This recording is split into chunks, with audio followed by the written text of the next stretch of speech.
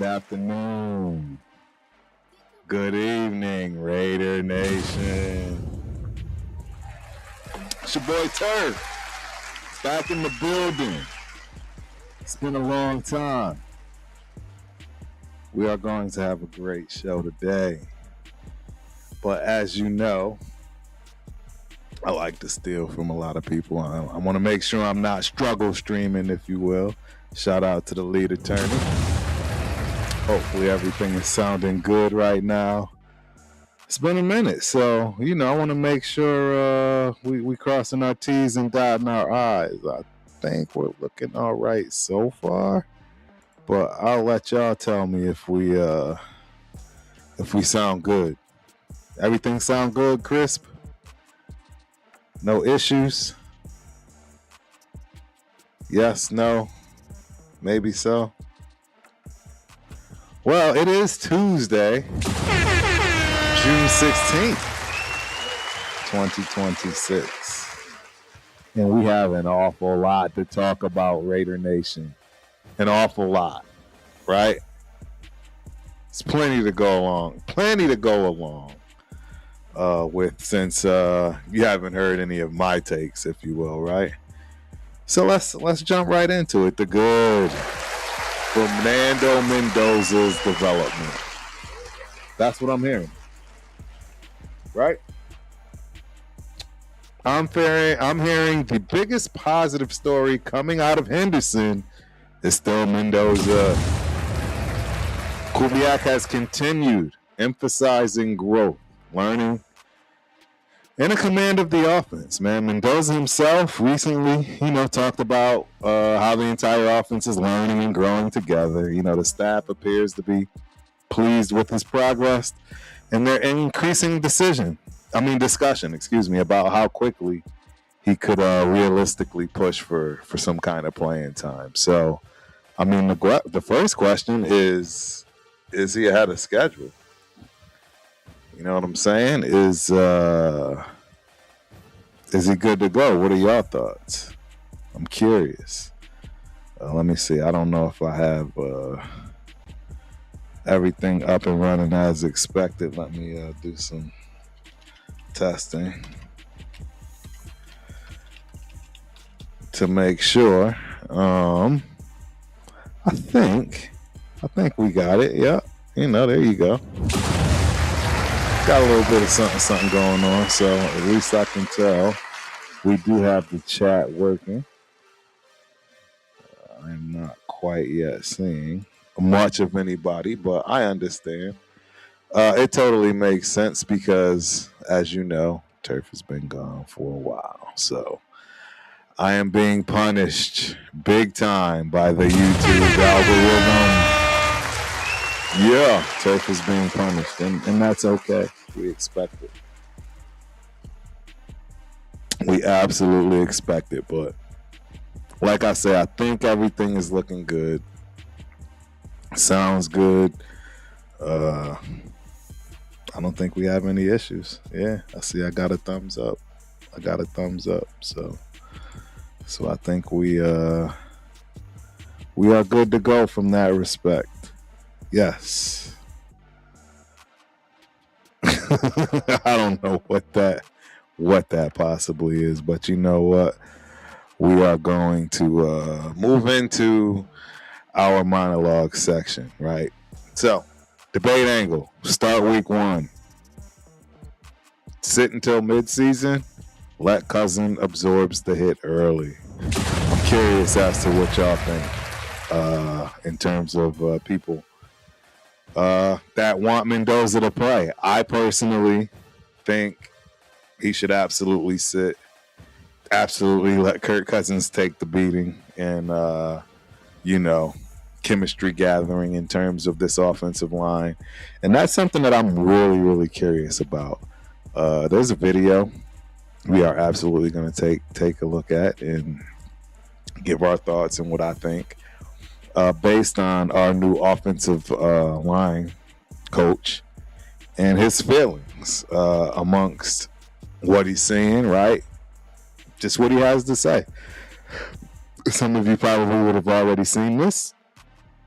As you know, turf is always all over the place.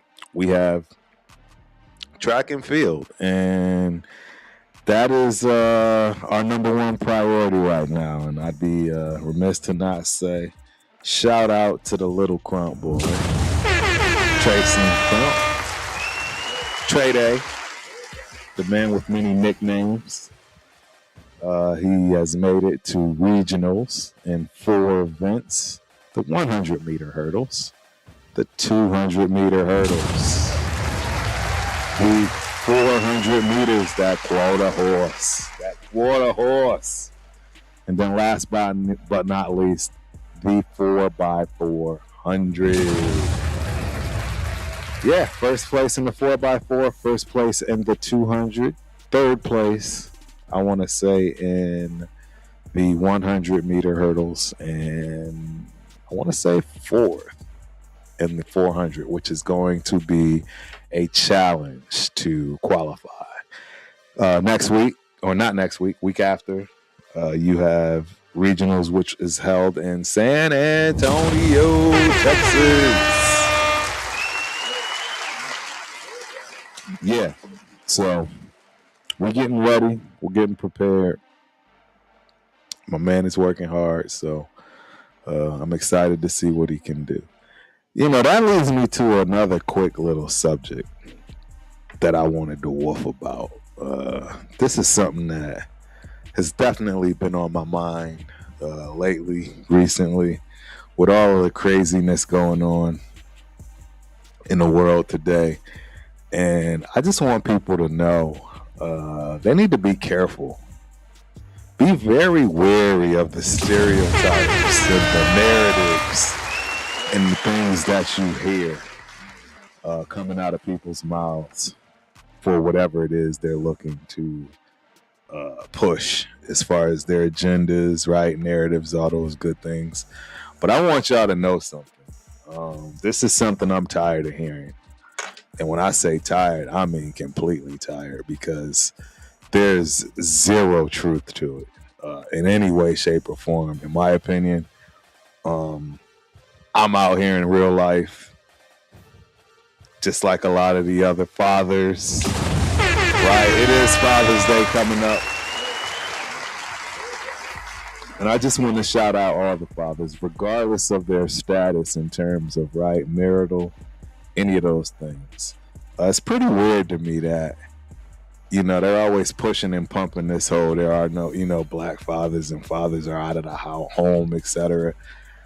I'm telling y'all, everywhere I go, all I see is black fathers. Period. Everywhere. Y'all can push that narrative however you see fit. If you want to look at any of the tape that I show, I can assure you, you are going to see a ton of fathers, regardless of their marital status, regardless of if they're with their baby mama or not. They be at these meets, dog. They be at these events. They be at band concerts. They be at graduations. I don't know where this narrative is coming from. And at this point, I just say get out in real life, go to some of these functions and see it for yourself. Because quite frankly, I'm definitely tired of hearing it. I don't hear it tossed around, you know, in front of me, if you will, or around me, because I absolutely would be the first to raise my hand and say, hold up, where are you getting this misinformation? Because that's exactly what it is. There's already studies that show that black fathers are the most involved of all races. Go look it up for yourself and call me out if I'm wrong. The fact that I can even say that, I think, says enough. Even if you come back and say, oh, Turf, you were wrong by 1%, right? If you listen to the narrative, if you listen to what people's agendas are and what they're pushing, no black fathers is around. So I'm done with that. I'm tired of hearing that narrative. I'm definitely tired of not saying something about it. And I can assure you, if that comes about in terms of, me being around, it'll be the last time you hear me being quiet on that. because it's absolutely not the truth, ladies and gentlemen. So, again, just wanted to put that out there. Shout out to all the fathers. Father's Day coming up. This is going to be my first one without mine. Bittersweet, tough. I'm sure it'll be tough, but hey, life goes on. We got to do what we got to do. I am a father myself, as you know. I don't have much time to, feel bad about my situation, if you will. So now that we got that out of the way, yeah, back to that whole Mendoza being ahead of schedule. I'd love to hear what people have to say and think. Do you want to see him start week 1? Do you think he's ready for week 1? How about mid-season? And then last but not least, again, like I say, you want Kirk Cousins to take those hits? You tell me. Yeah, we'll leave it at that, man. It is Chat Lives Matter time, and we don't have too many people in the chat, and it's all Gucci, right? I told you we will be getting punished.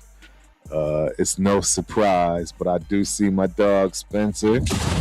Spence is in the building. Appreciate you for coming through, my dude. Hope you enjoy the show. We have Stray Cat 7 in the building. Appreciate you for coming through. Hope you enjoy the show. We got Sayani Moreau. I don't know how to pronounce it. It's on TikTok. Appreciate you for coming through. Hope you enjoy the show. We also have Win City Raider. My bad, I'm pushing wrong buttons. Win City Raider. Appreciate you for coming through. Hope you enjoy the show. All right, so let's get back to the brass tacks, if you will. Let's start out with some of the good, man.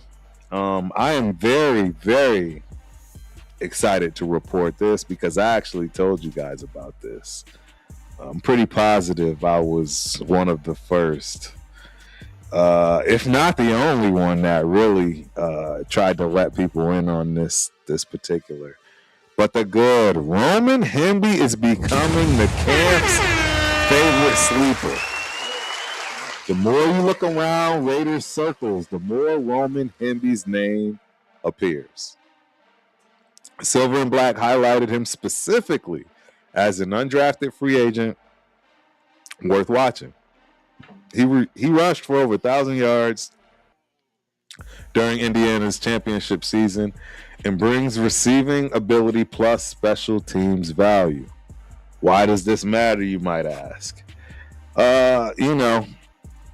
The running back room behind Janty is not locked, ladies and gentlemen. It is what it is. The current competition, as you know, Mike Washington Jr., who I am very, very high on, due to Kubiak's potential scheme that could just be a smash hit for this kid. The type of holes and, plays that are made in this scheme, I think fits a person that runs a 4-3. So that's going to be very interesting, man. But right behind Mike Washington, I think you have Roman Hemby. I think it's Roman Hemby's job to win or lose in terms of backing up those two. Potentially even being behind. Right? Behind Ashton Janty. Believe it or not, ladies and gentlemen, I believe Ashton Janty is the slowest out of this group. That includes even potentially Dylan Laube. I don't know. That's a great question. Let me look at it because I do want to know now. I really want to know his time. I want to know his 40 time because I'm going to tell you, it's very possible. Yep. He ran an official 4.54. Again, I don't know how he made it to the NFL. I'm sure other accolades, probably a great vertical, right? Bench press possibly, right? 10-yard. Who knows? 20-yard shot. I'm sure there are some gems for Dylan Lowby, but you guys know I never thought he should have been drafted. Period. So it is what it is. I'm sticking 10 toes down on that one. I highly doubt we see this kid after a while. So, and then last but not least, Chris Collier. Let me see what Chris is. Let me see if they got a 40 time on Chris Collier. I want to say his 40 time wasn't bad. Yes. Again, he and Ashton Jancy have the same 40 time. 448. Let me double check it.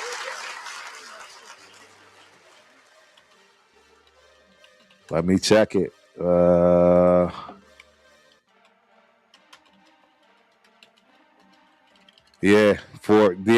They estimated. And that's how you know. That's how you know it's not legit. Because he did not run the 40 at the combine. They have him at a 4.44 to 4.5 range. My guess is he's going to be a 4.5 guy. 4.48 was what I recalled. Same thing as Chris Collier, right? Again, I don't know. He's very much potentially the slowest running back in this group. It's very possible. Oh no, that says a lot, man. So, in me, that says wait and see, right? Wait and see, because we know Ashton Jancy is going to be the workhorse, the starter, the guy, the number one, right? So that's what it's going to be. My bad. We got just about YAT. Can you please shout Bahog Tay? Bahog Tay, shout out. Appreciate you for coming through just about. Hope you enjoy the show. So yeah, Mike Washington Jr. versus Roman Hemby. One of the most interesting battles absolutely nobody is talking about. Of course, nationally. Maybe not even in Raiders, nation. I don't hear many people having this conversation, but Washington has the draft pedigree and size, right? While Hemby has more of the production and versatility in terms of what's on tape, what he's showing now in camp, things along those lines. Some camp analysts and community discussions are already debating whether Hemby's vision and overall game could challenge Washington for touches, man. The real question is, who really truly is the number 2 running back? Is it going to be Wemby? Wemby. Goes to show what Turf has been watching. Shout out to the Knicks, man.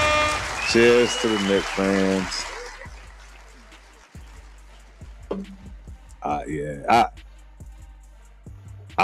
This isn't a basketball show. Cheers to the Knicks fans. You know what I'm saying? Y'all got your dub. It is what it is. I was a Spurs fan. I'm not gonna sit here and lie. I have been a Spurs fan since I moved here and kind of put down my Chicago Bulls. It's been forever, right? Ever since Jordan is gone, I've not been a Bulls fan since. So y'all can miss me with that one. We're shout out to Cheeto. I know he's gonna be calling me a flip-flopper, this, that, and the third. Everyone knows at this point, though, every team that I will be cheering for will be out of Las Vegas, Nevada. Long term, in the long run, that's what it'll be. Shout out to Don Equal. I don't know how to pronounce that. Appreciate you for coming through. Hope you enjoy the show, my man. So, yeah.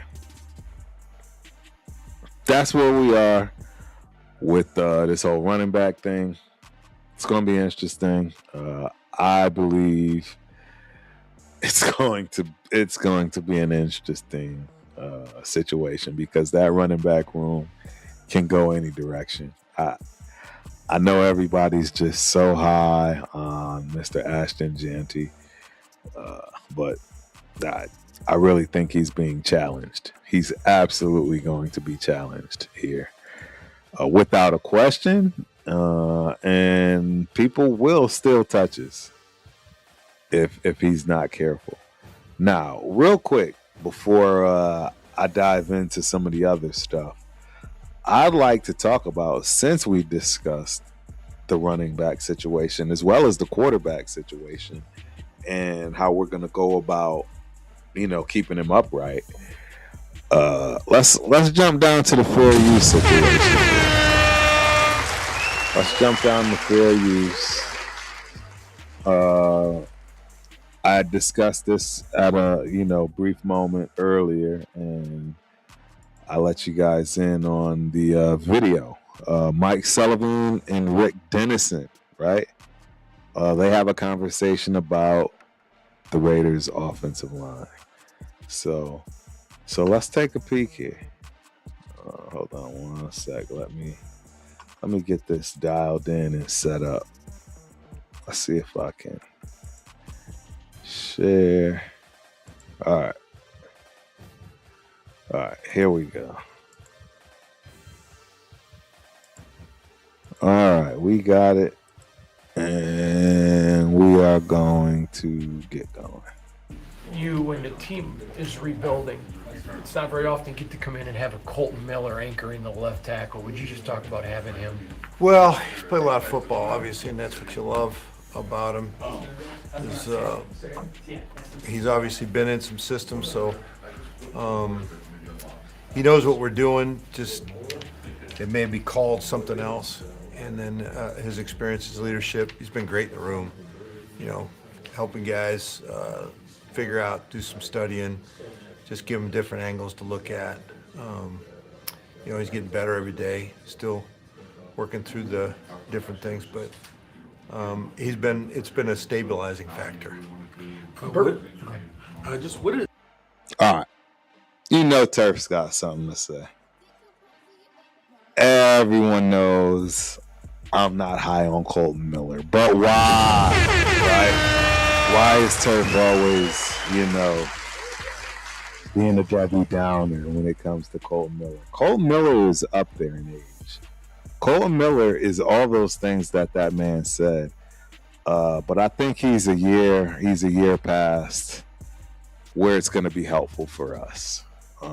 I think at best he gets halfway through the season before something catastrophic that takes him off the field, even if it's for a game, 2 games. I think that's going to be a problem. I think this man knows this, and he's going to lean on to the quote-unquote leadership and things that are necessary and get what he can out of him while he can. But I already think he's probably looking down the line for Mr. Miller's replacement. And maybe he'll talk about it, right? I have not seen this, so I'm reacting to this, real time. And, after the debacle last year with our offensive line coach, I think this man is definitely in the hot seat, to say the least. Over the years, what has it been like working with Gary and Clint, the father and the son, over the years? Well, obviously it's been great. I mean, Gary and I were teammates a long time ago, so the relationship there, and then I watched Clint throughout the years. He played a lot of ball with my son, my oldest son, football and baseball. So they both. Again, a lot of times it's about who you know.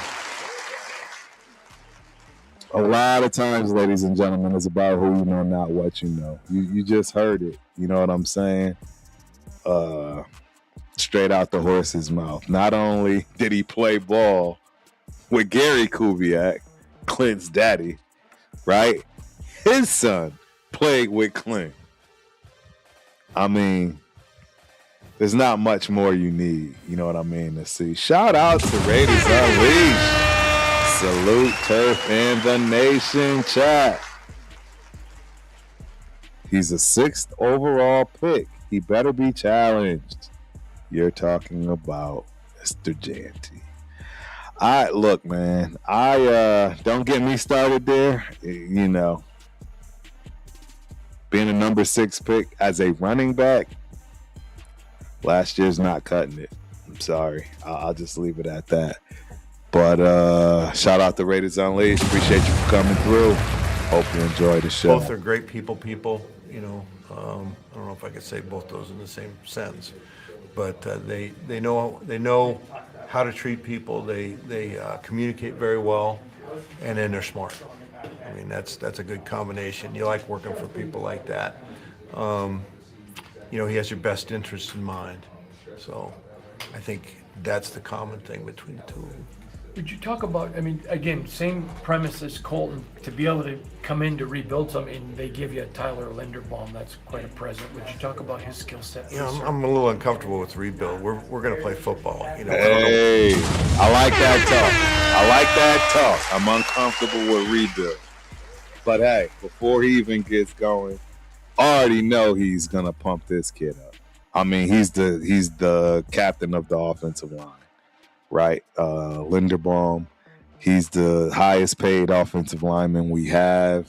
He's one of the youngest offensive linemen we have with the most experience, coming from the Ravens, a actual winning team where, right, these things matter. So, you know, I'm happy with it. I mean, they made a move. Are there other centers that were available that is of his pedigree? Potentially. I'm not mad with what they gave him, etc. It was a pick that was necessary. Our center play was horrible last year. where we are or where we'll start, but we're playing football right now. Okay. Tyler's been great.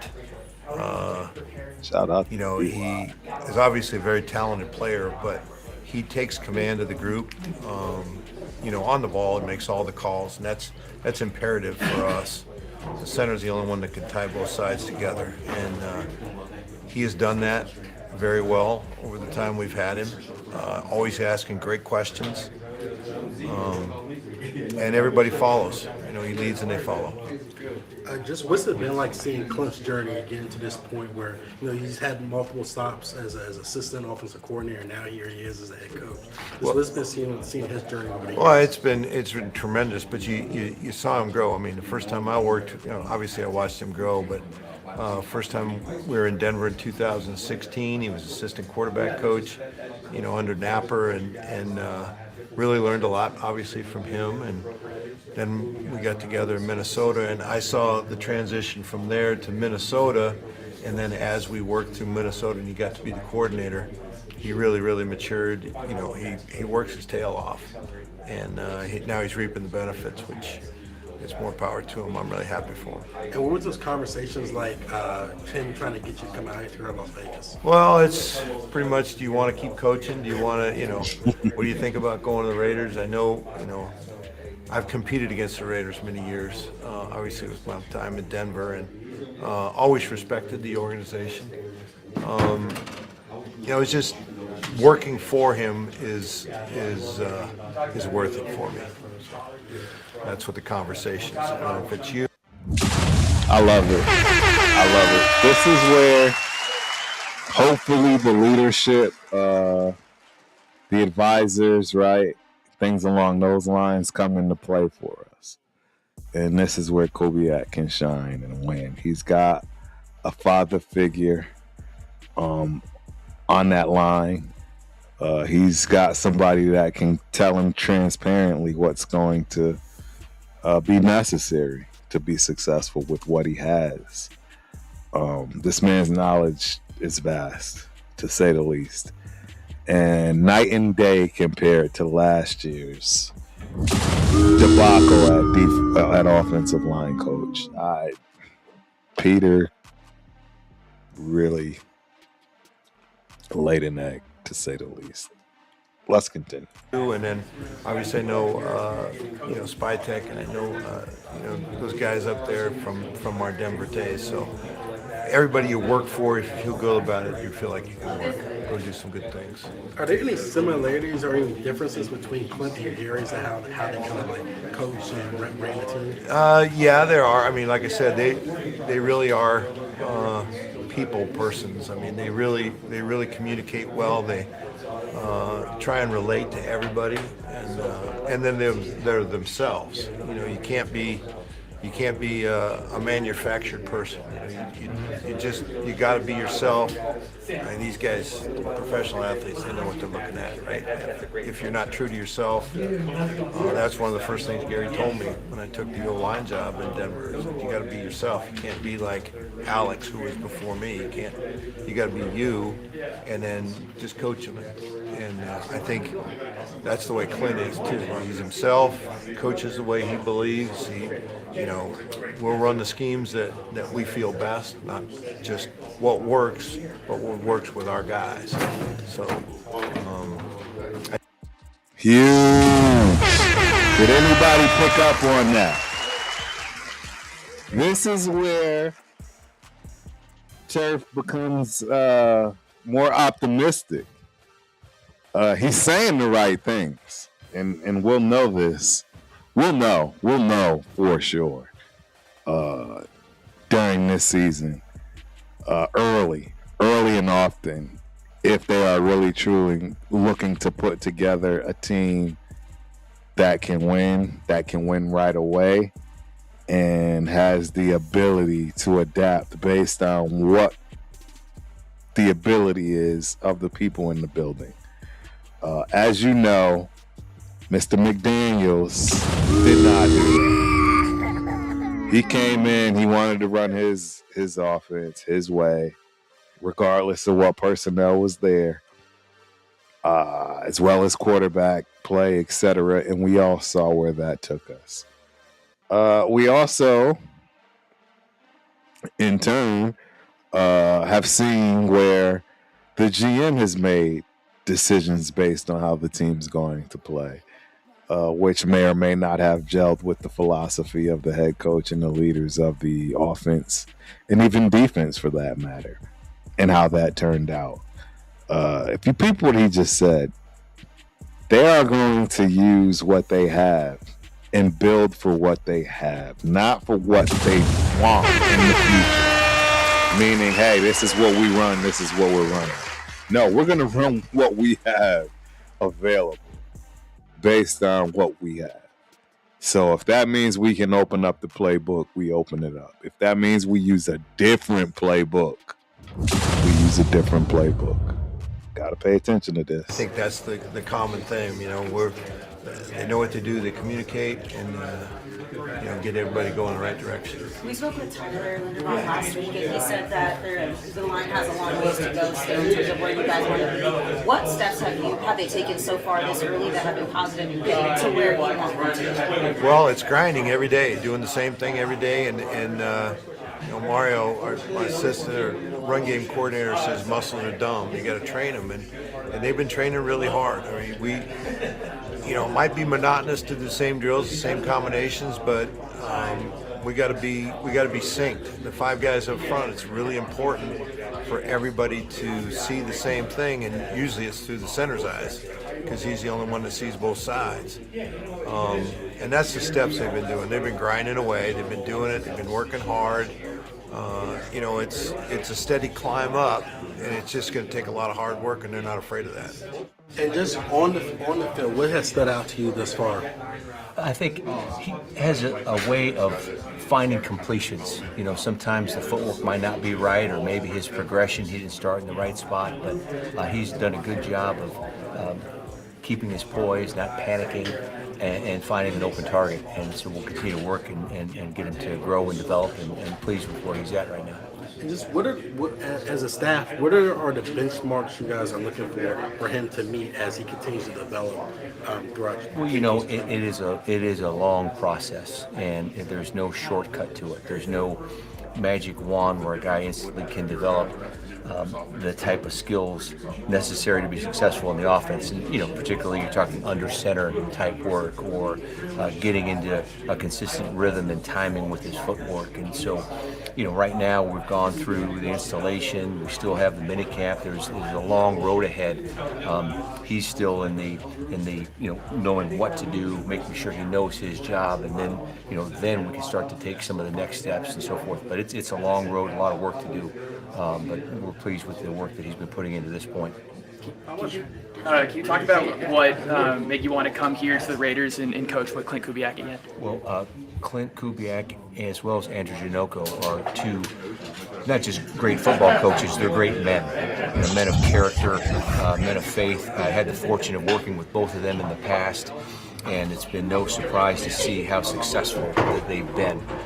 Just top shelf, both again as coaches and people, and to have a chance to be a part of this and work with them is just a wonderful opportunity. I'm so grateful and just excited about coming to work every day. How have you seen the two of them grow as coaches since their previous stops? Absolutely. I mean, they both of them in working with Clint in Denver and with Andrew in Tampa Bay, they showed all of the earmarks of guys that were going to rise in the profession, again, because they were first and foremost good men, good people, high character and hard workers, very smart, very detail driven, and they each had a way of being able to communicate well and connect with the players, and so to see how they progressed and where they are now, it's just been a thrill again to be back with those guys, and just really grateful to be here, excited for sure.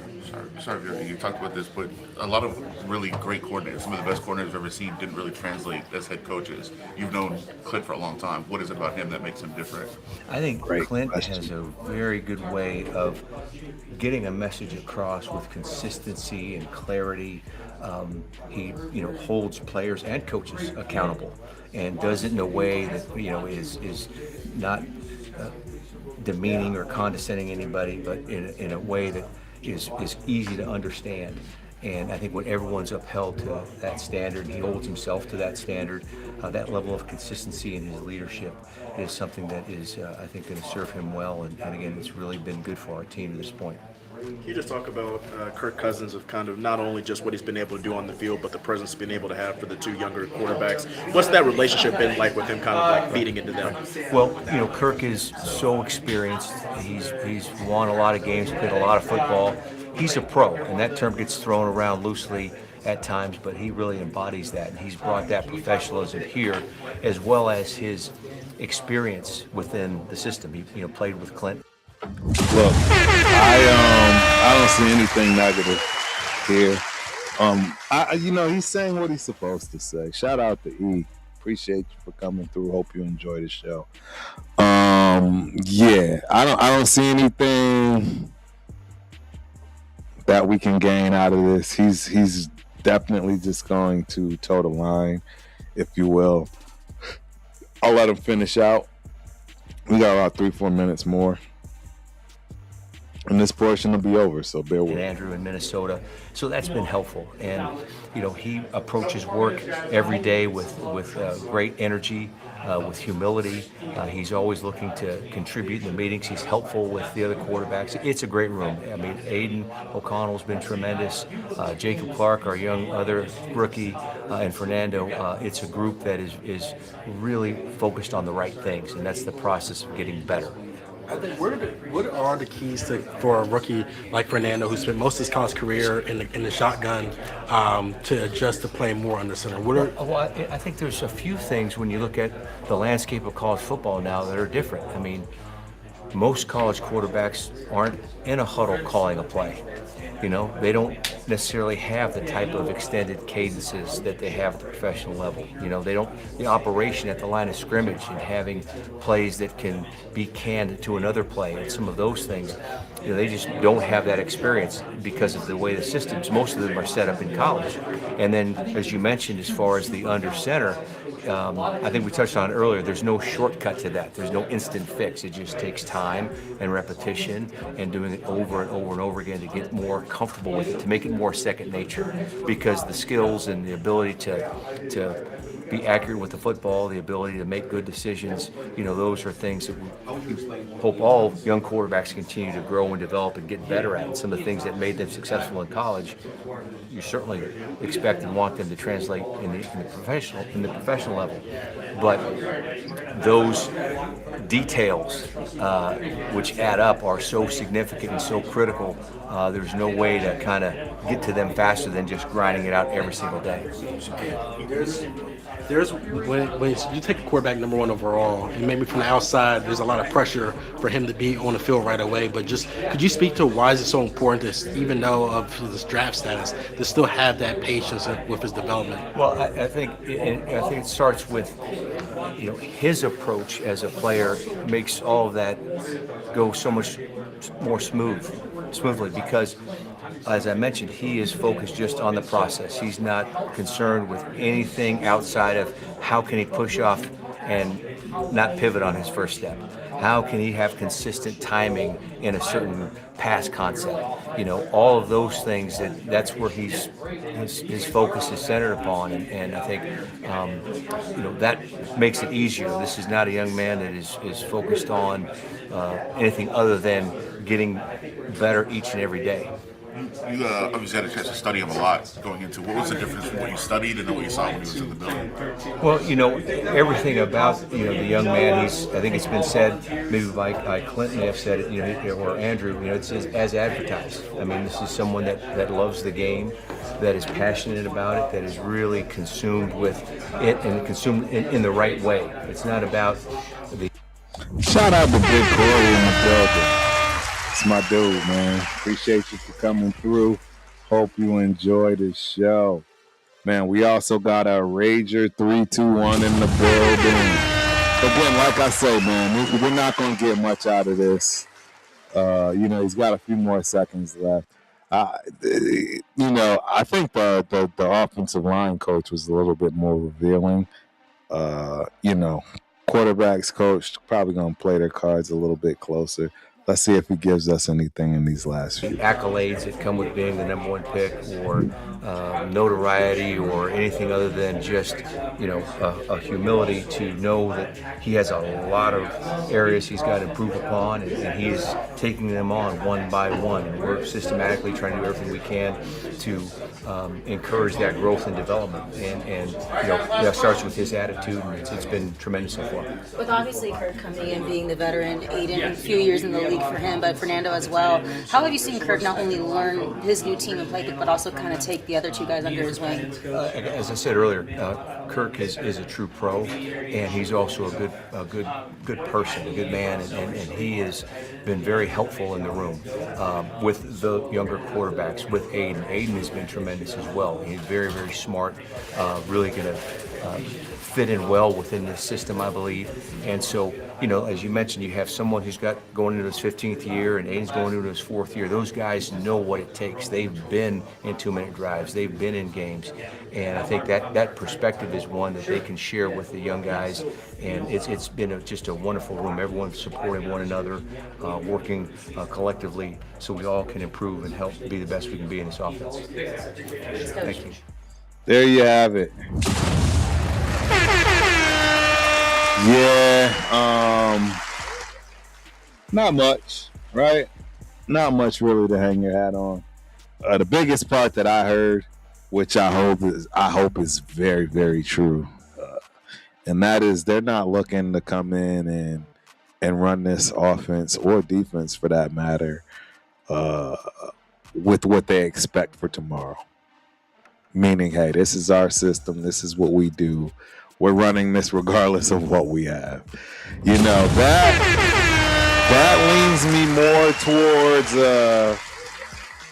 5-12 season, maybe 6-11.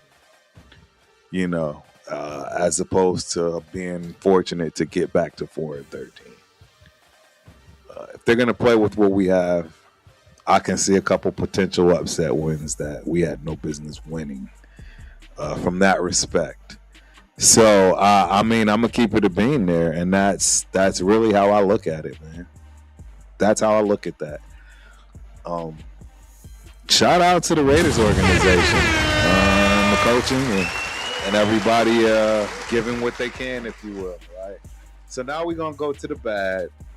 You know, towards the end of this show, we'll get the rest in, right?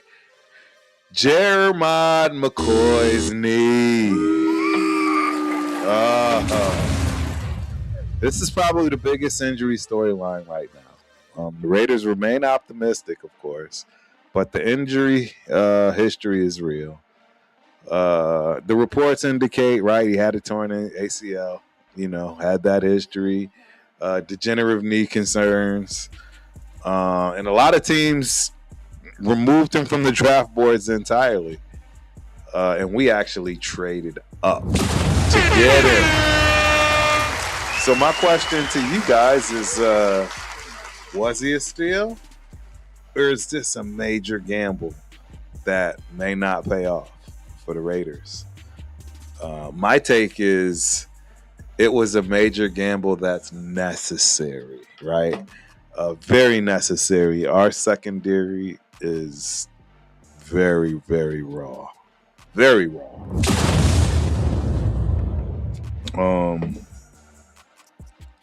It's probably the most problem spot in our defense. And, if you get a high reward for the high risk, it makes every bit of the sense to do it. And even if you miss, again, based on the need, it makes a lot of sense. Because bottom line, if healthy, he's a number one corner.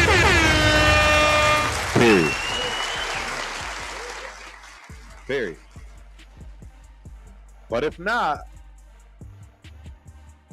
it's draft risk. And again, we moved up, fourth round, fifth round? Fourth round, I want to say.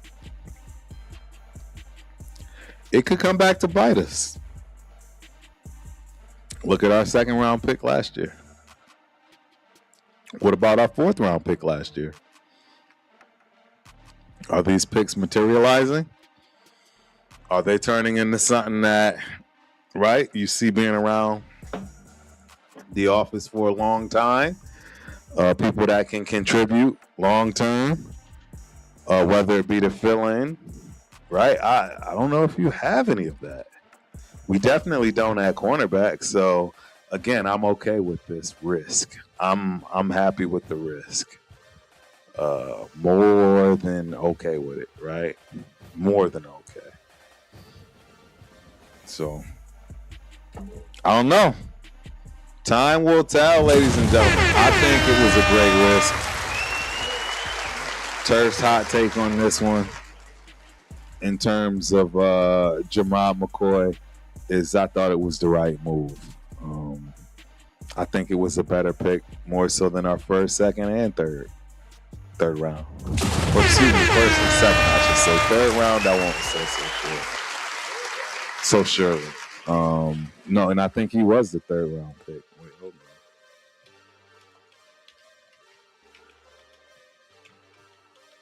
on. McCoy, yeah, let me see. When was this kid drafted?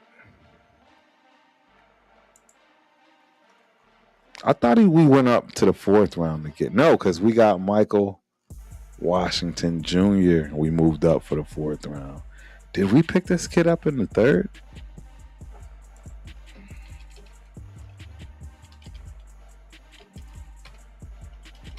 Yeah, I think we might have picked him up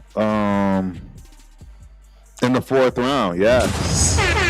Dude, that's a steal. Fourth round? 101 overall? That's a steal. That's a steal. That's a steal, ladies and gentlemen. If you ask me. Madeline Zavala's in the building. Alexander Pasquale is in the building. Appreciate y'all for coming through. Hope you enjoy the show. We that was the bad. Now we still got the ugly. We got to talk about it, ladies and gentlemen. Max Crosby contract. This story has exploded a little bit recently for a lot of reasons that I don't care for. A lot of it even off the field, which should be irrelevant, but it is what it is, man. A national article labeled Crosby's deal among the worst contracts in football due to declining sack totals. Raider media immediately pushed back, pointing out career high 28 tackles for loss. Still impacting games, the leadership value, and last but not least, hey, the trade rumors no longer active. So Crosby's publicly doubled down on wanting to be a Raider for life. So at this point, ladies and gentlemen, I don't know if he has a choice. But the real question that people are going to have a problem with, is Max Crosby still elite?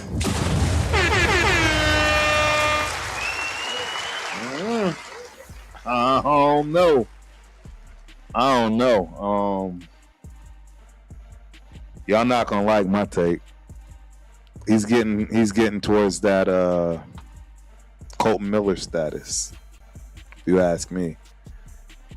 They made him shut it down last year, so this is the reason why I'm going to give Max the benefit of the doubt. He did not want to shut it down. That was the organization wanting to shut it down. So I will see what he has this season. But if Max misses games, might be time to put him in the same category as Mr. Colton Miller. And that won't go well. Definitely won't go well for Turf, but it is what it is, man. You know, hey, if a team offered 2 first-round picks tomorrow, are you trading them? I'm trading them. 2 first-rounders? I don't need nothing else. I might take a first and a second right now. I know I'm bullying myself. I don't know, man. I think he might be at the selling high point. I am curious as to what people think.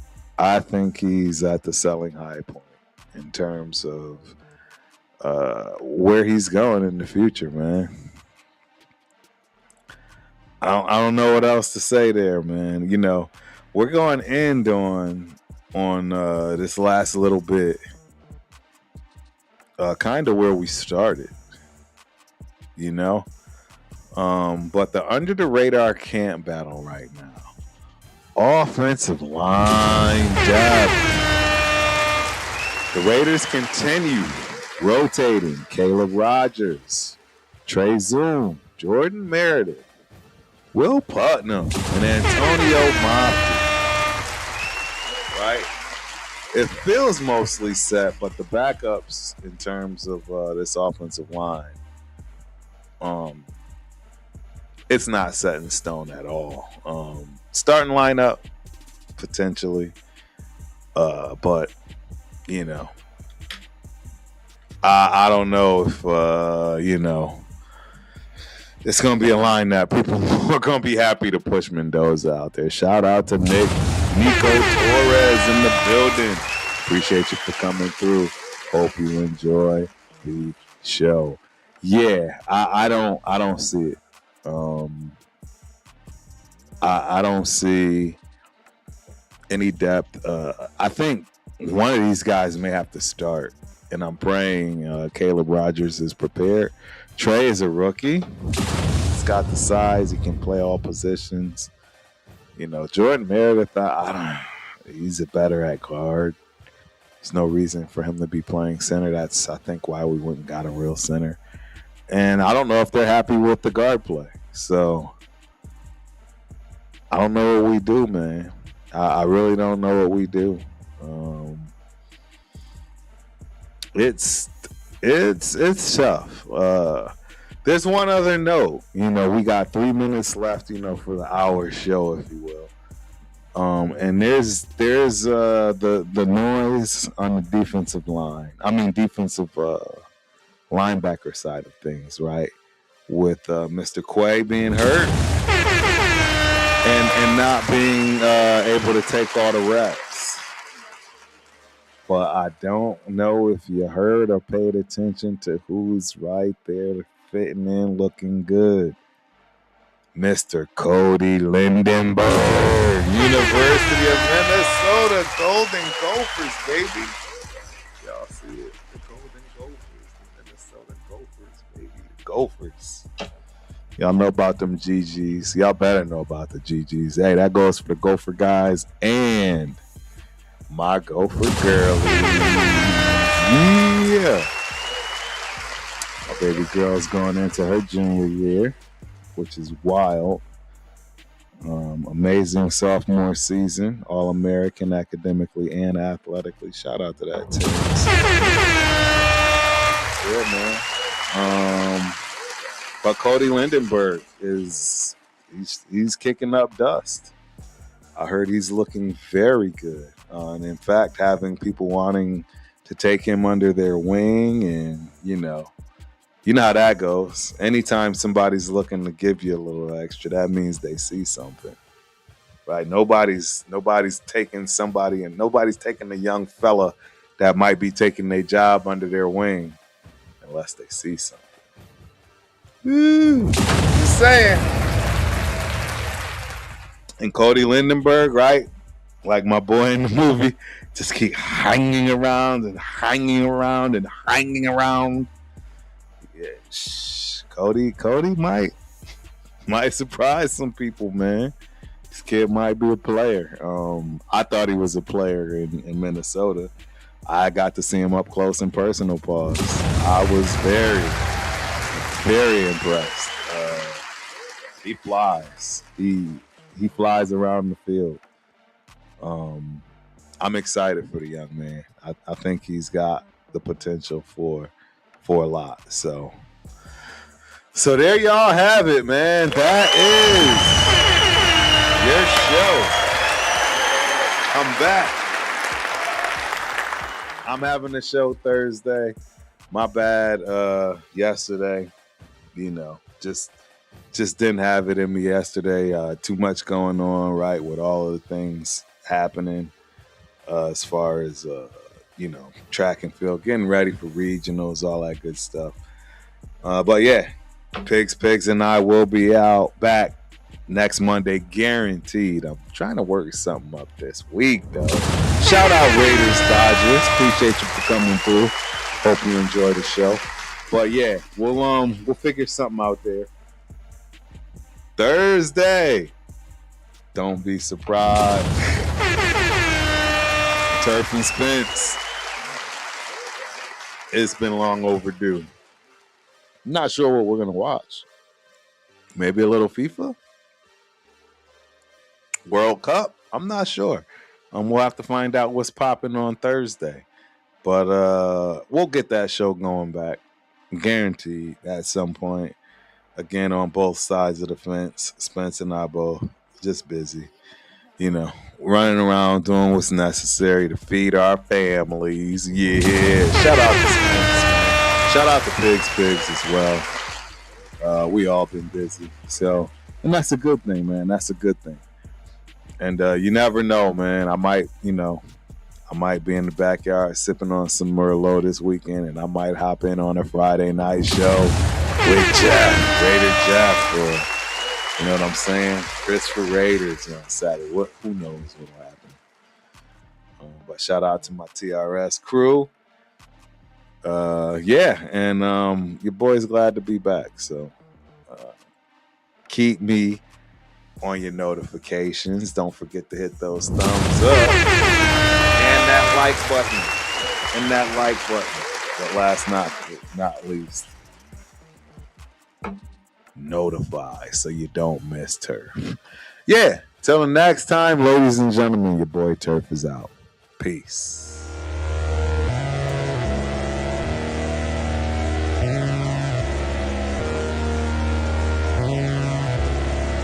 Think you're both of you big